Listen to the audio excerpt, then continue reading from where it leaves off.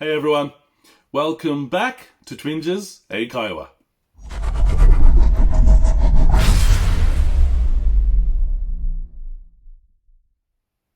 皆さんこんにちは、Twinges 英会話です。Welcome back。今日のワンポイントレッスンは Phrasal Verb 句動詞で、今日の Phrasal Verb は Chill out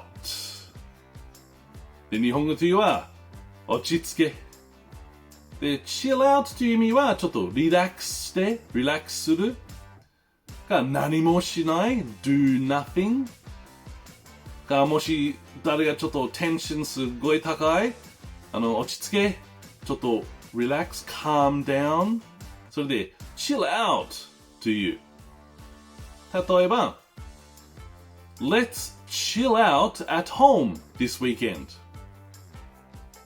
週末は家でゆっくりしましょう。もう一つ Chill out We have plenty of time ちょっと落ち着け、たっぷり時間あるよ。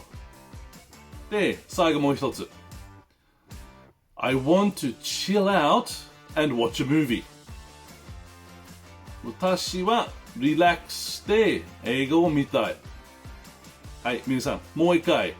chill out。落ち着け。はい、みんな勉強しましたか？はい、よかった。それで、なんか質問あれば、提案あれば、みんな下、コメントお願いします。で、皆さん、いつも見る本当にありがとう。Thank you for watching and see you in the next one. Bye bye.